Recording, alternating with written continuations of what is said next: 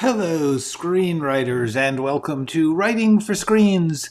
Ask Me Almost Anything, an occasional live stream that I do when I've gotten a bunch of questions that I think deserve some time to explain my answer to the wider public, but also a moment to let you guys ask whatever you want. Obviously, if you are watching this recorded, you cannot type into the chat, but you can type the question into the comments. I will usually get that quite quickly and try to answer as quickly as possible. If it is a question that I think relates to a larger audience, I may bring it up here in the next Ask Me Anything. Today, I am going to be tackling the basic concept of fixing a bad idea. Before I do that, I just want to mention my main lessons, the main ways that you can learn what I have to teach are in the first 3 playlists on my YouTube channel, Writing for Screens YouTube channel. The first 3 playlists are Screenwriting Essentials, Screenwriting Tools, Skills, and Craft, and The Process, Being a Writer. These are short videos, about 10 minutes each, on a certain topic that I think will be useful to you, give you some basic tools and skills. So I put that topic right there in the thumbnail. It's huge, it's in color, you can't miss it. It says dramatic action or genre or flashbacks.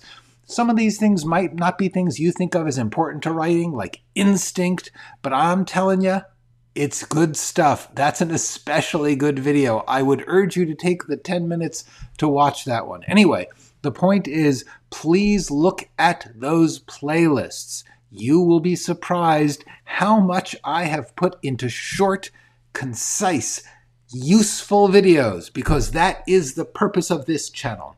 Howdy, something else is here. It is good to see you. I am happy to be here to talk about something. I've gotten a bunch of questions that all sort of have the same answer. Let me read parts of them to you. One of them was I'm working on a great idea for a screenplay, but I can't get the second act in order. Do you have any general tips for what you do when you're stuck in the outline? Then I got another one that was about bad ideas. It was the same thing. I have this idea, but I think it's bad. Maybe bad isn't the right word, but certainly boring. I want to use this as an opportunity to practice fixing bad ideas, because I don't want to give up on a story that has something in it I originally liked, just because on the whole it sounds boring. Do you have any questions that you ask yourself when you're trying to transform or reconceptualize a bad idea? Once again, hi Nathan, how are you? Once again, the interesting thing about this topic is that it's basically sort of general and applies to a lot of people a lot of the time. You're sort of like, I think this is bad, how do I fix it? What do I do to fix it? And I just want to give you a couple of really easy steps for this. The first is get specific. I cannot emphasize this enough. When you feel, this is bad, get specific. What exactly is bad about it? For instance, in that earlier letter, boring. But what's boring? What does that mean, boring? Does it mean not enough is happening? Does it mean the way it's presented is boring? What I'm getting at is, when you feel a general feeling that something is bad, there's nothing you can do about that. That's just a feeling. It may be right, it may be wrong, but it doesn't matter, because writing is specific. Get specific. That is always the first answer. The second answer is ask questions. If you do these 2 things, get specific and ask questions, you got it made. There is nothing that cannot be solved by these 2 steps. Get specific and ask questions. That's my whole life. That's everything I have to teach you. That's it. If you do those things, you'll be great. I want to just briefly say, hi, Najo. And Nathan, it's fine. I recognize the power of typos over our lives, and I do not bow to them. So I am not going to ask you to all type properly, because I don't do it. I never type well. Anyway, so really, let's look at these things. The guy who wrote me about his bad outline, he said, how do I fix an outline that's, and I think his exact phrase, and this is all I have to go on, is can't get the second act in order. Now, what's interesting about that is that I'm not sure that that's the problem, because it's also a phrase that people use when they're trying to express a dissatisfaction. It's, oh, that, I need to get that in order.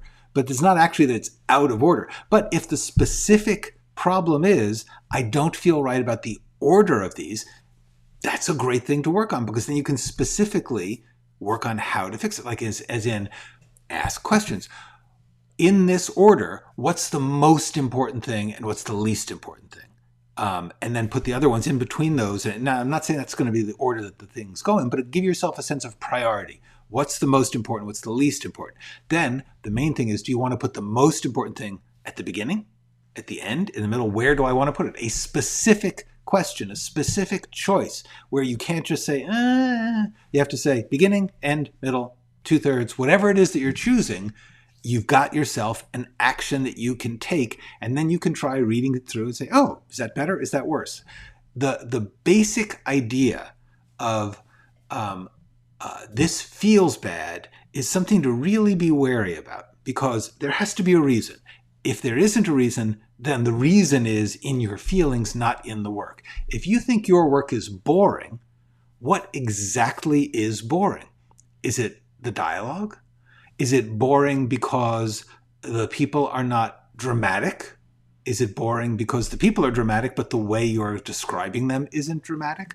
What's because like a lot of people would say that very small, detailed character interactions is not boring. And other people would say, that's really boring. Where's the space travel?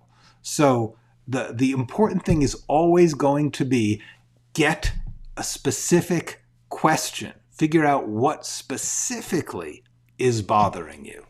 Okay. Let me just quickly say.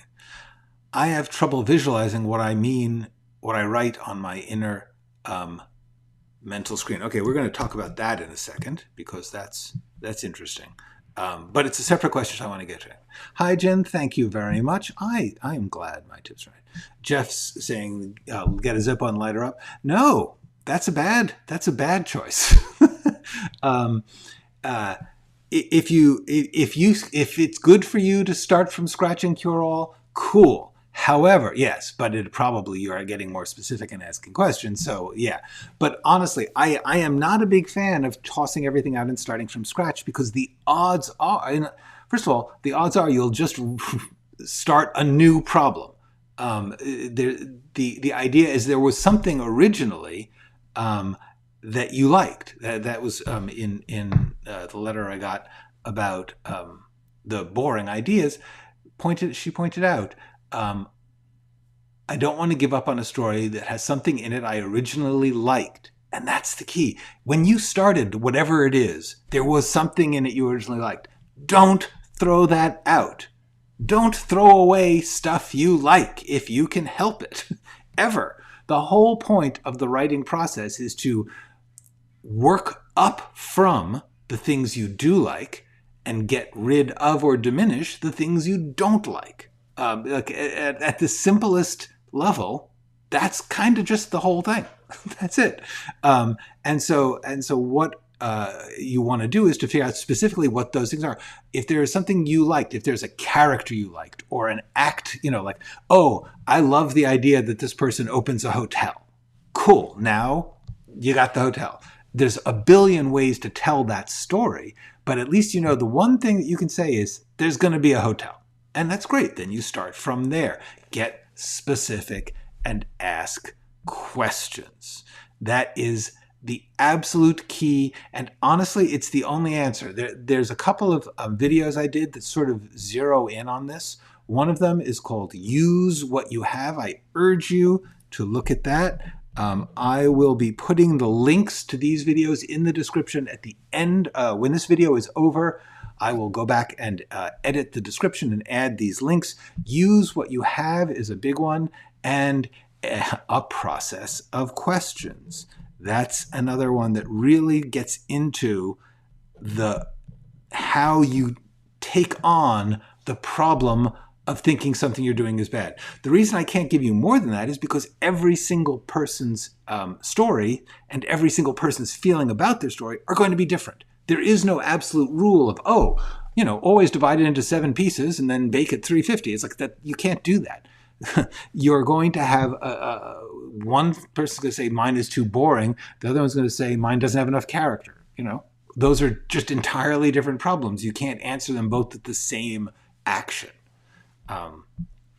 So let me go back now and ask something else is here about your question. I have trouble visualizing what I write on my inner mental screen, how it would play in real time.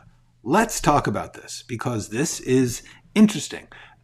Very often when people describe their problem, first of all, you often find the answer is in there. So what I need a little translation here.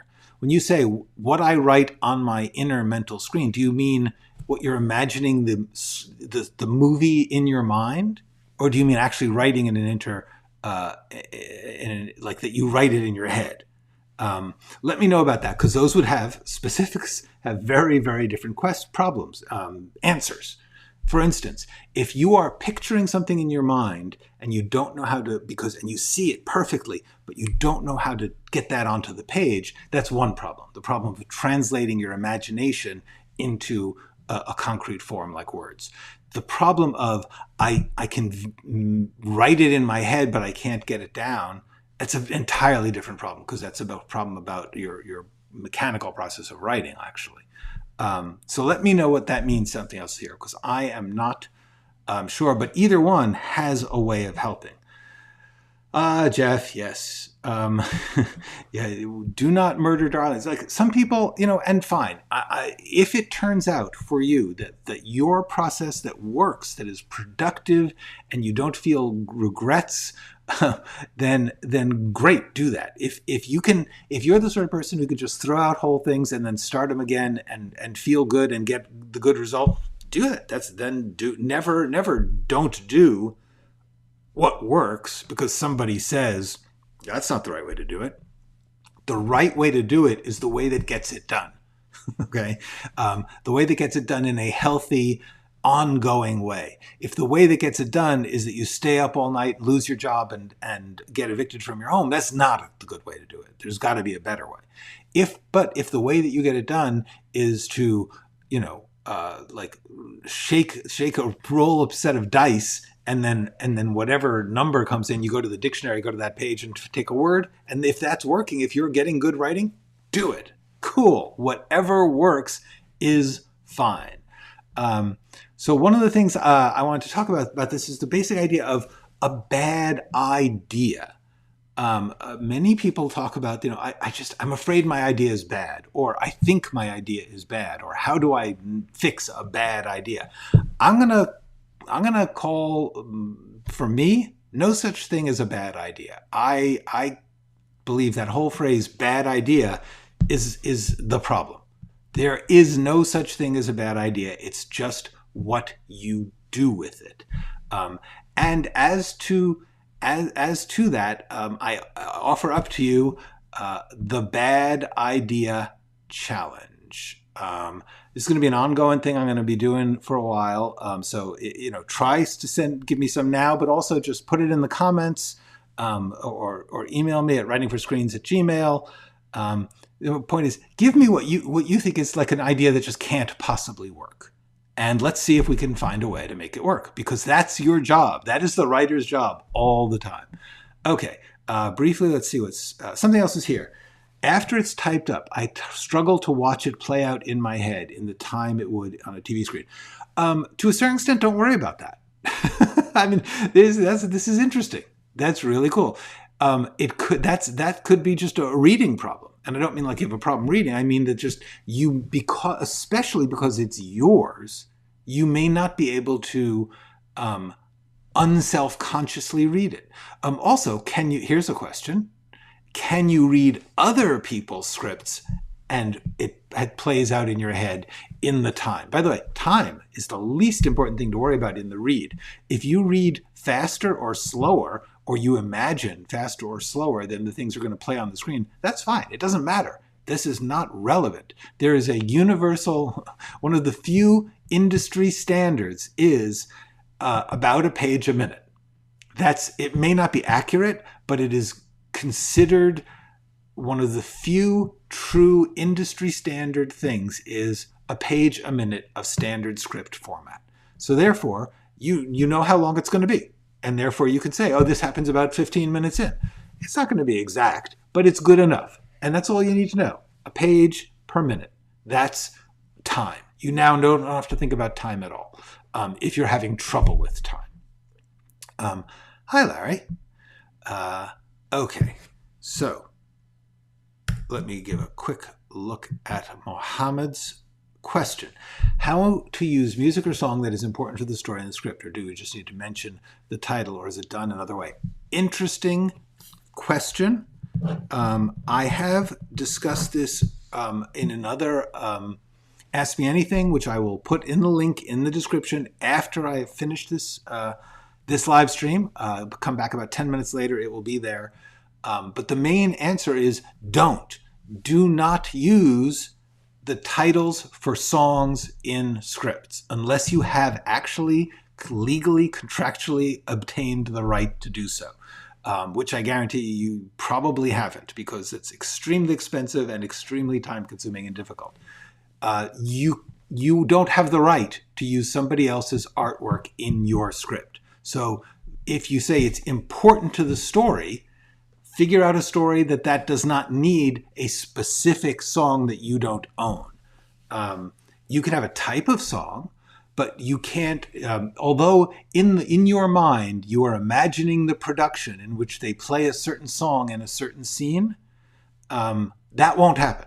The odds of them actually buying the song and using the song that you imagine being good are very, very, very slim, because the director and the producers have more input than the writer as to what songs get used. And that is usually decided in post-production, and is usually decided by budget. In other words, songs can cost hundreds of thousands of dollars to use in a movie or show. So therefore, they're like, no, let's find one that's $10,000. Okay? So do not build your script around a piece of music that you do not own the rights to. If you feel like a certain type of music, then say, there's a beautiful song, it's sort of like this, but even then I would be very careful about naming songs. Try to describe the mood, the emotion, the style, to say there is quiet jazz of just a piano and drums or something. That's fine.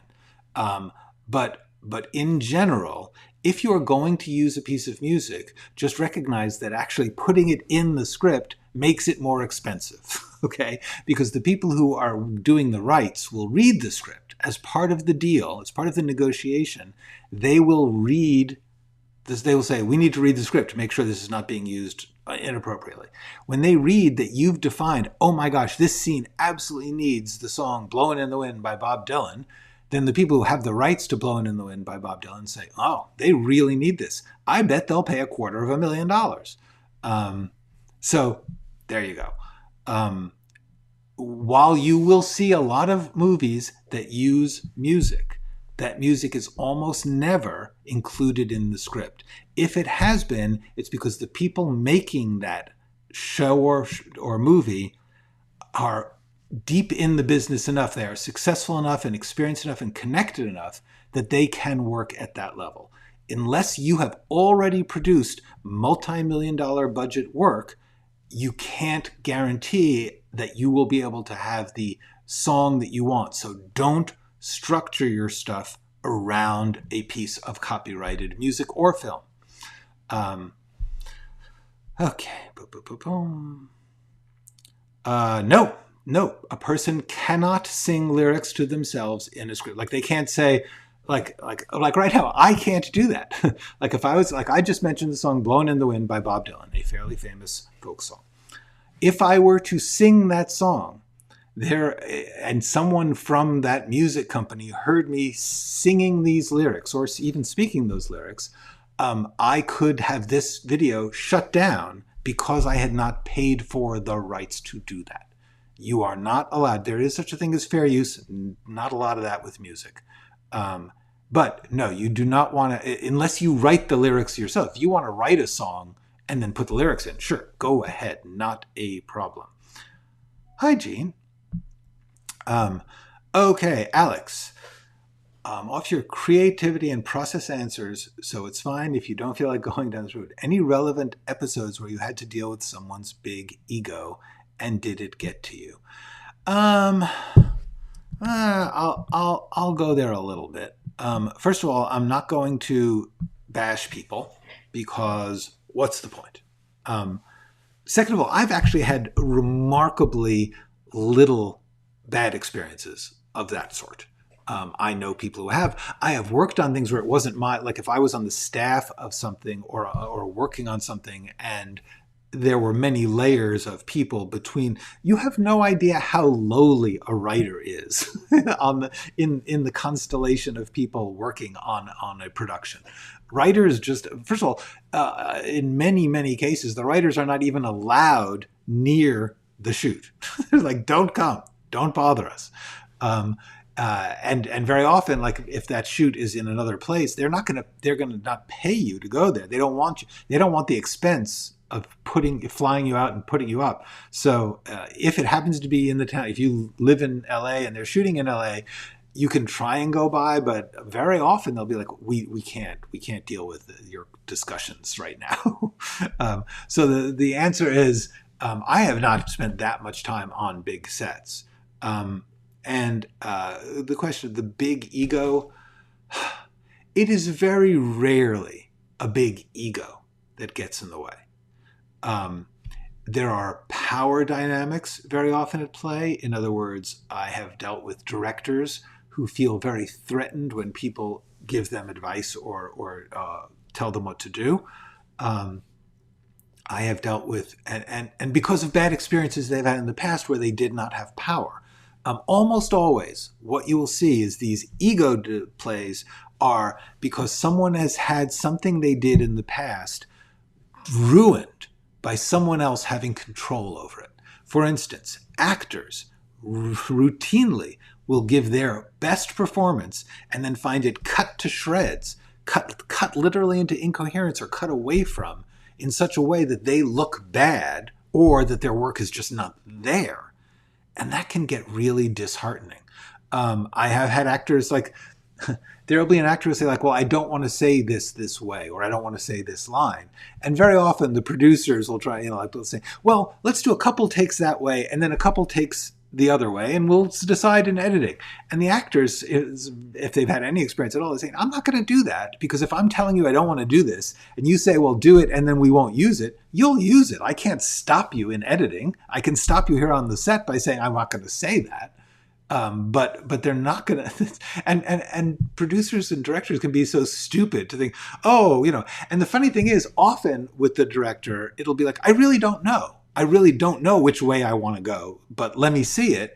But if someone is telling you, I don't want to say that line, or I don't want to say that line that way, you have to talk about why, because they have some specific reason and you need to find out why. So that's not ego. That's work. That's whatever personal experience it may be.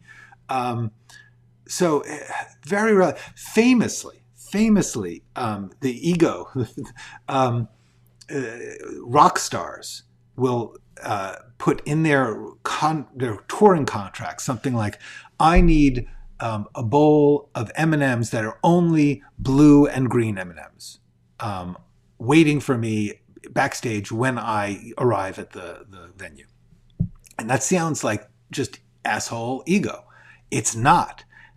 It turns out that the reason that they do that very often is because they need to see if the people who signed the contract read the contract. In other words, a contract for a tour, a rock tour, is very long and complicated. And among those things will include very important things like how the microphones are set up and how the wiring is done, how the lighting is done, safety issues and production issues. They are specified in the contract. But very often, the venue will just say, oh, we've already got mics, don't worry about it. We'll mic it the way we always mic it. And the performers will be like, that's going to screw up our performance. So in order to make sure that they are getting followed to the letter and that their needs are being met, they will add something that they can easily check and see that seems like something that would be unimportant, and therefore they want to see if they're being disregarded. So famously, actors will do that too. Actors will, on set, early on, or when things are stressful, test the director or the production. They will say, they will ask for something to see if they're being listened to see if anyone's paying attention to what they're working on. That's not ego. That's a legitimate working relationship when you are often powerless or disrespected, which everyone in these productions often is. Okay. Okay, so I'm just going to... a song that helps me not disregard my ideas is Brainstorming by the Imagination Movers. They made one for Disney. Cool, that's great. I am glad that if there's a song that helps you to take your own ideas seriously, cool. If I use a line from a poem but I can't recall the author, can I use it with a footnote saying unknown author? Well, first of all, if it's a script, footnotes don't exist. But second of all, yeah, I suppose, but try Googling that one.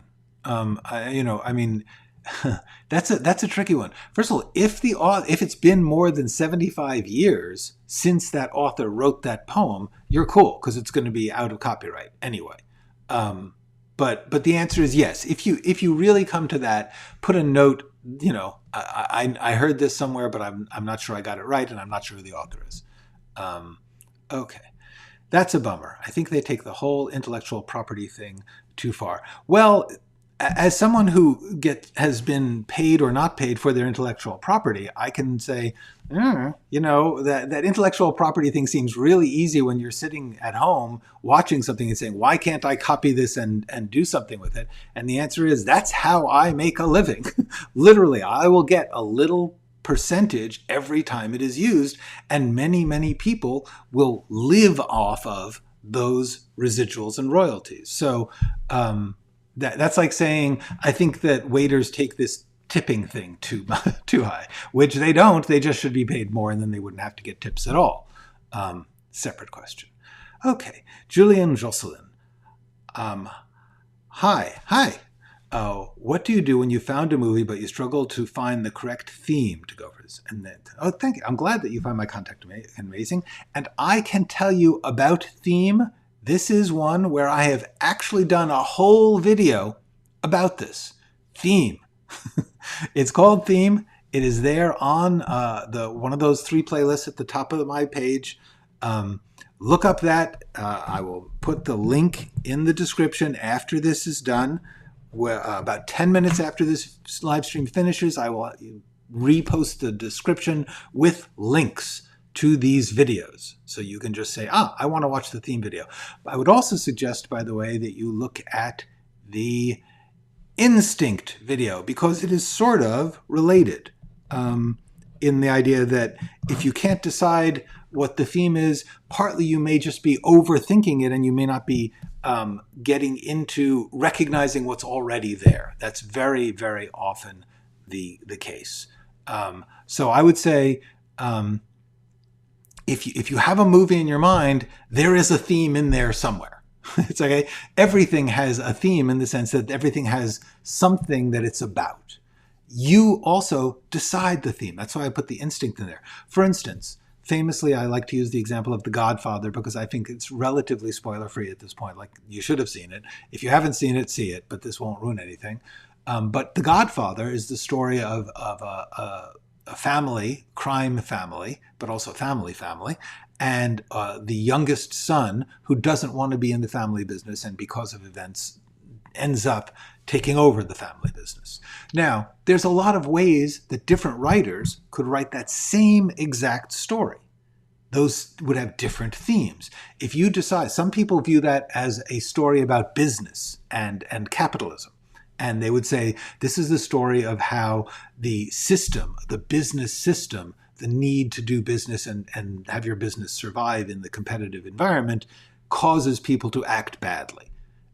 And there is an interpretation of The Godfather. You could say that's what it's about. But you could also say it's about the need to support and protect your family. You could also say it's about how if you engage in crime to support your family, you will lose your family. All of those themes are in there. You decide which theme you want to focus on. That's where the instinct question comes in. The theme is in there. Whatever story you are telling, it has issues that it is bringing up about what the characters are doing, who they are, and that's where your theme is. It's already there. Yes, that is absolutely true. Especially on the internet, on YouTube and things, there are bots that go looking for imagery or sound which are copyright. Okay.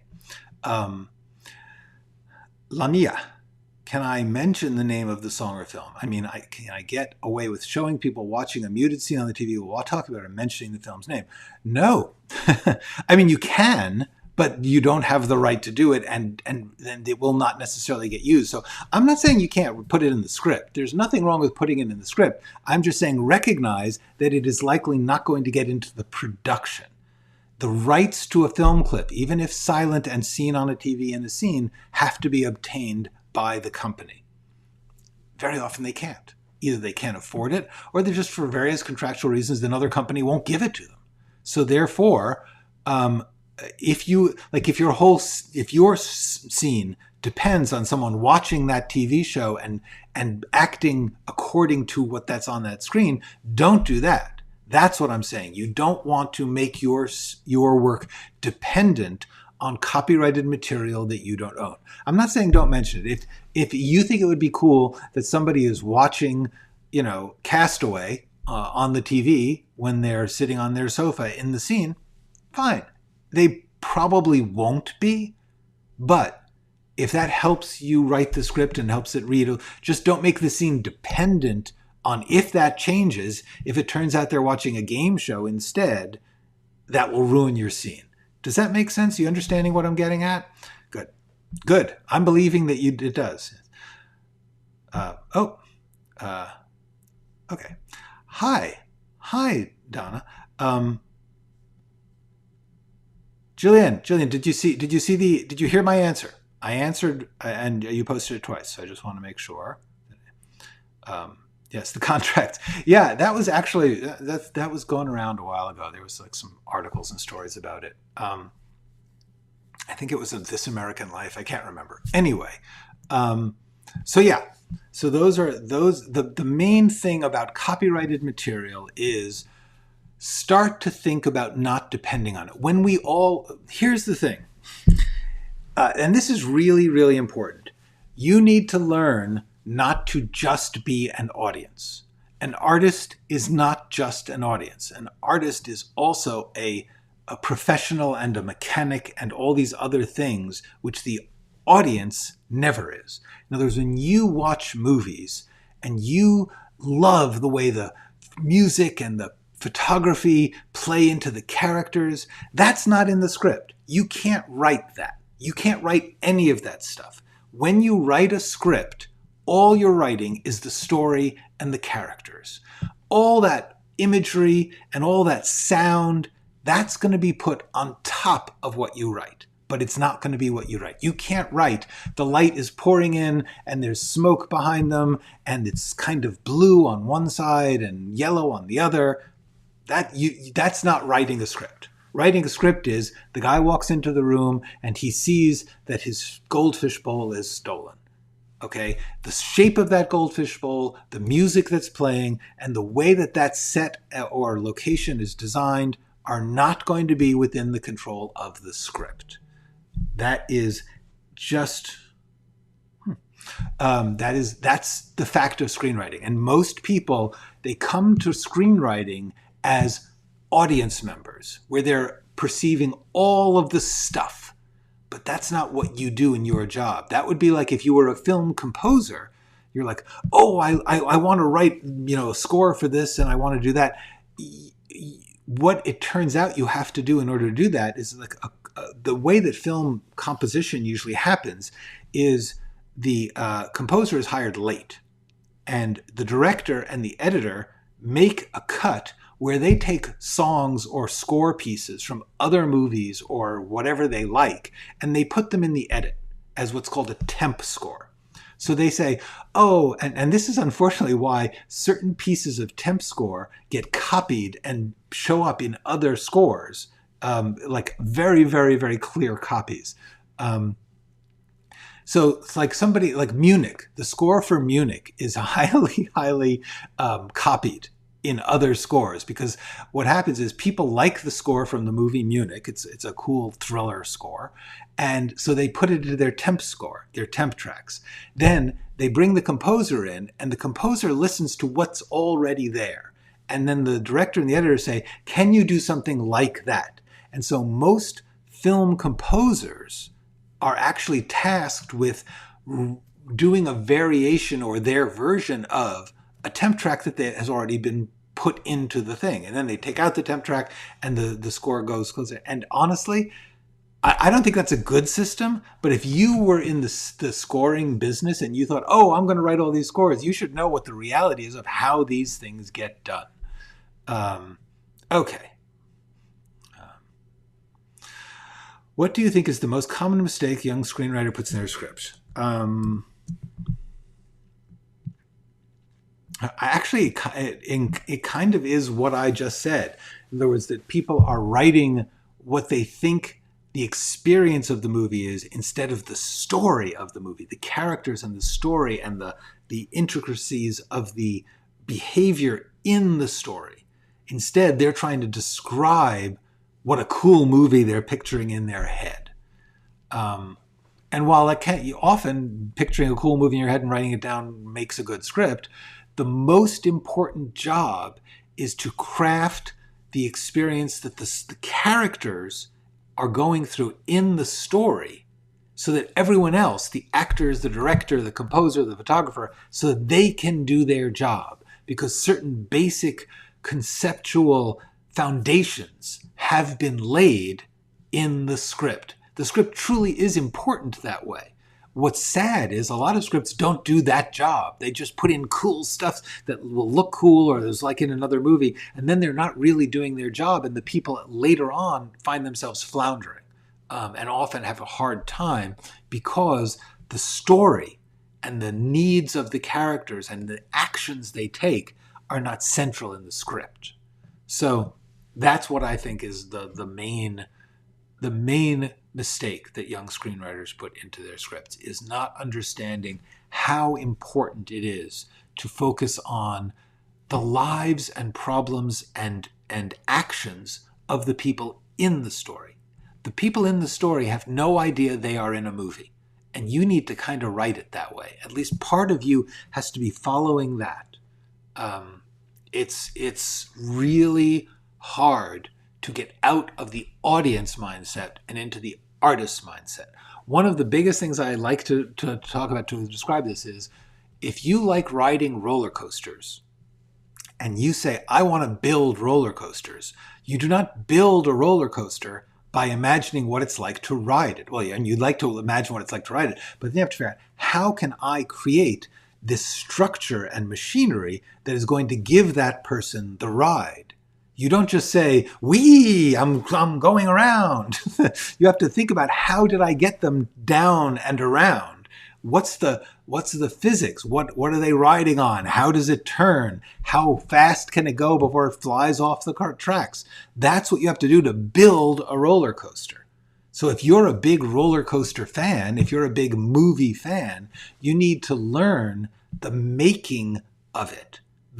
And I don't mean you need to know all about the photography or the lighting or stuff, but you need to know that the photography and lighting come after the script and they're not in the script, so that you can stop describing the lighting And you can stop naming songs because the song shouldn't matter that much. Now and then, if someone is involved in the production, if they have worked their way into the system well enough that they know that they are going to be able to be involved in the production, they will describe those things. But they should do that after they have done their writing job. Have you written a novel before? How long do you anticipate your first one will take on the upcoming novel? Well, this is interesting because, yes, I have written one before. I wrote one back in the 1980s, which I could not get published at the time, which was very frustrating because I think it's really good. And in fact, once I have finished the novel I am working on, and I see whether I am self-publishing it or if I find a publisher, I will take that old one out of the drawer, polish it up a little, and publish that one as well. So the answer is yes. I wrote one novel many, many years ago. It's a separate business. It's also a business that's changed a lot. So the answer is yes, I've written one. How long do you anticipate the first draft will take on your upcoming one? This is the tricky thing. I have actually written about half the first draft already. I started this novel I'm working on that I plan to do when I wind down the teaching here is I think I came up with the idea. I think my first notes, in that notes document. Actually, wait, I'm gonna look. Let's see. I'm opening the folder, and you cannot look at my desktop while I'm doing this because it's personal. But let me see. Notes. Let me just see. Okay, the first note. You know what? This one I'll give you. You can see this. Okay. It was an idea for a screenplay in 1993. Okay? That was the original note. And it's set during the Depression. It's set among the artists who were on the WPA painting program in the mid-1930s in New York City. And it's about somebody who's trying to scam the government art support system by pretending to be an artist because they were given $25 a week, which at that time was an enormous amount of money to be painters. This was a revolutionary act by Franklin Delano Roosevelt's government, the New Deal, and it changed the lives and the culture of American art. It changed the lives of American artists. Many of the artists who later became the abstract expressionists who changed world art in the 1940s and 50s, they were in this group who were given support in the 1930s. Anyway, that's what it's about. But my point is, I started it in 1993. Okay, so I will finish it 30 years. Wait, 93, 03. Holy crap, 30 years after I started, I got the idea. So in a sense, how long will my draft take? 30 years. How long will it actually take? Because I've actually got much of it done, I would say I probably could get a rough draft done in 8 or 9 months. So we'll see. And it'll be in pretty good shape then, because I've really, the problem is there were certain sections I got really well and other sections I didn't outline well enough and I didn't think through. And there were certain plot ideas that I thought, oh, it would be cool if they did this. And I got a little too ornate, too ambitious. That's always my downfall. I will think, oh, I could add this twist and this layer of story. And I put it away for sometimes decades at a time. And then I would look at it and be like, oh, that whole section, that's too complicated. I need to change that. So I now know what I need to do. Also, the other thing is, too ambitious, I kind of wanted to cover the entire history of 20th century art, or the mid-century 20th century art. I wanted to really get into detail about that, and I've recognized that I don't have to actually get into, I will get into a lot of detail, but it's secondary to the story. The things I am teaching you are because I had to tell myself. I tell you this, the character and their story has got to guide the proportions of the other things you are trying to cram in. Okay. Cool. Thank you. I think it's great too. I'm really, really excited about it. I'm really proud of it. Brian Ray took a while. Yes. Yes, things indeed can. Things do. Life is full of stuff that gets in the way, and you need to be very, very, like, persistent. I mean, let's put it, 30 years, persistent. That's the one thing I got going for me. I will not stop if I really love something. Can use method writing in the first draft, or should use in the... You always. By method writing, I assume you mean the method I am using to write. There's no such thing as method writing, really, although I think some of what I do is kind of method writing in the sense that I'm using things that method actors use, but I'm using it for writing. But anyway, the answer is it's a process. You use it all the time. You don't, it's not like you start here and stop there. That's the most important thing to learn. All of these things are process. They're techniques, and you use them all the time. You use the outline all the time. You go back to the outline to think. You go back to the outline to re-examine questions.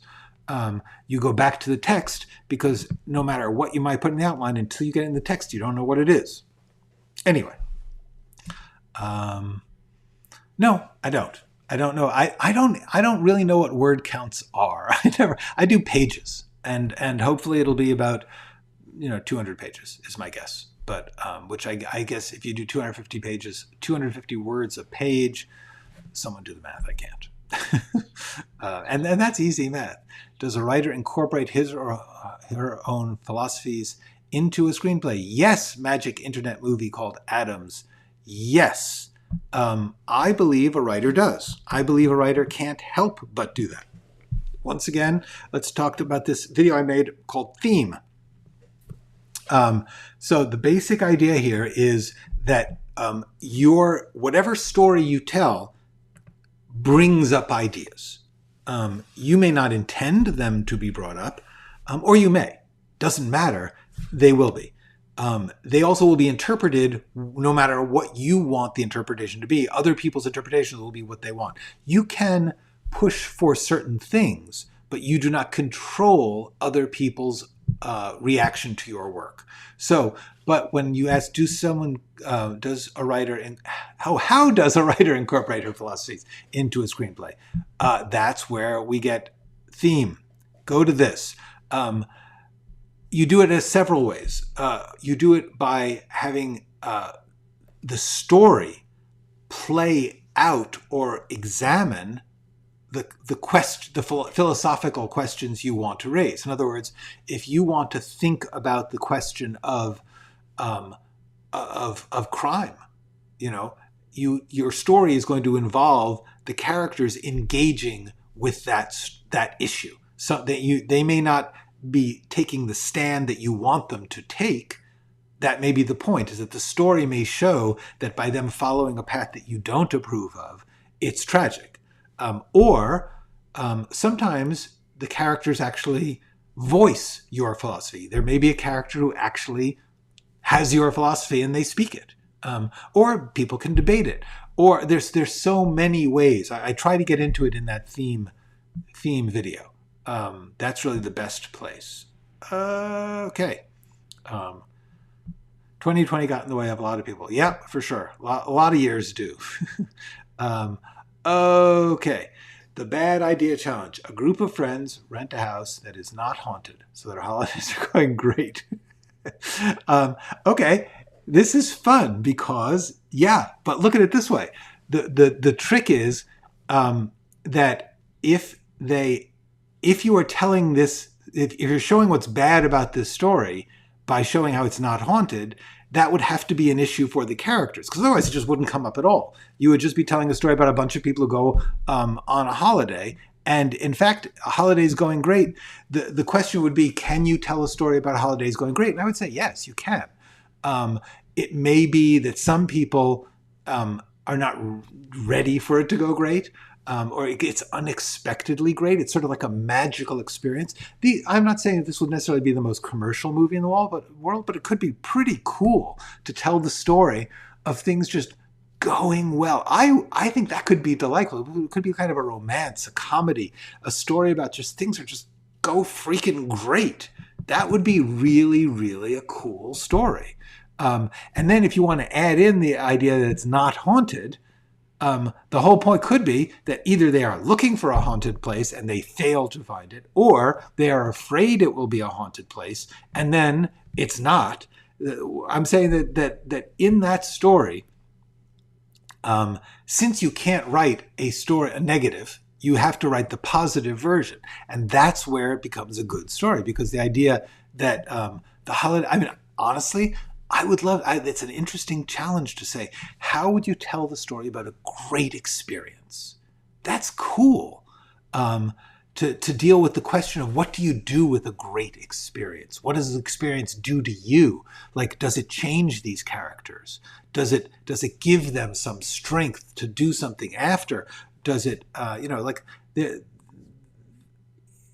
things that could be, to say that a holiday goes great does not mean every moment of the holiday goes great.